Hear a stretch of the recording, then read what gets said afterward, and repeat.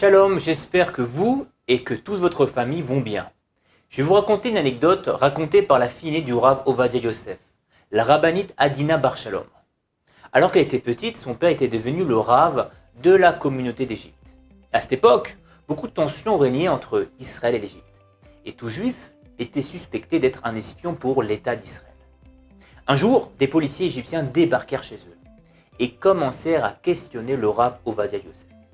Les enfants étaient présents pendant la scène, la pression était à son comble, le Rav devait répondre à chacune des questions, être clair, honnête et précis dans ses réponses.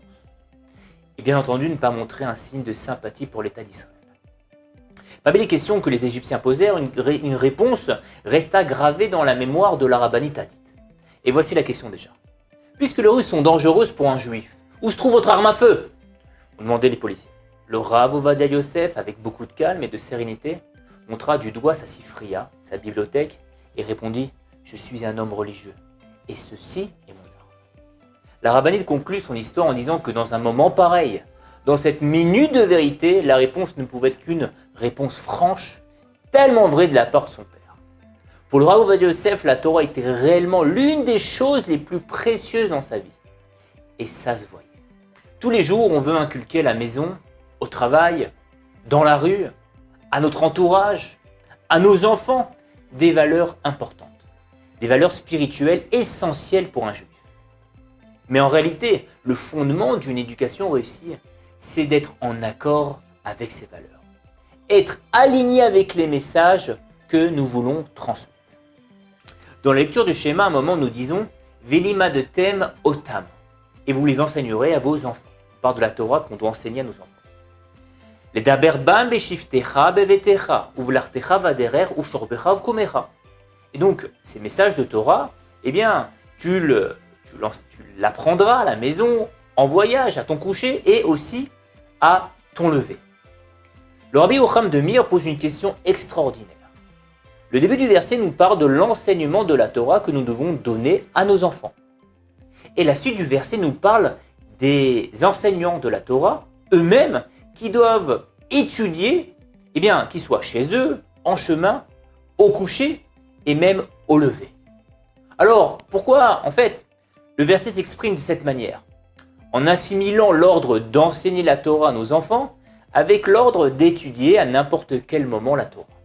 Eh bien, le Rav répond que celui qui se conduit d'après les préceptes de la Torah, toutes ses actions, son attitude, ses paroles, ses gestes, en fait, sont un enseignement, qu'on pourrait même y apprendre la Torah, juste par son comportement.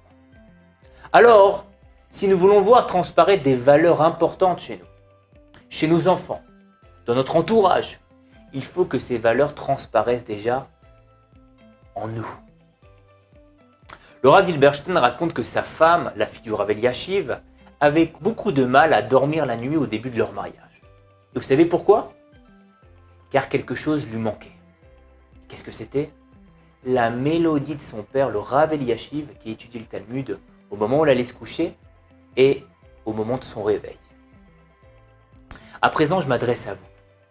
Avant d'éduquer ses enfants et transmettre des comportements, des attitudes, des messages, posez-vous la question, quelles sont les valeurs qui se cachent derrière tout ça?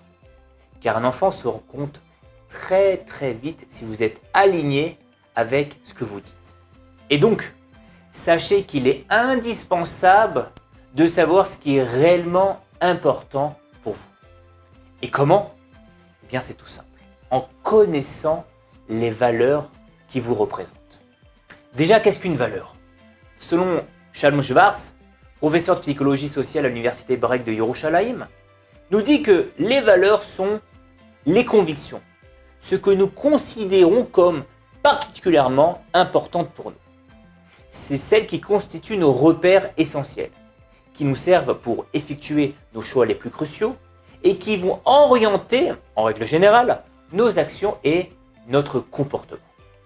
Vous comprenez donc l'importance de se questionner sur nos valeurs, afin de vivre notre vie avec plus de cohérence et de sens.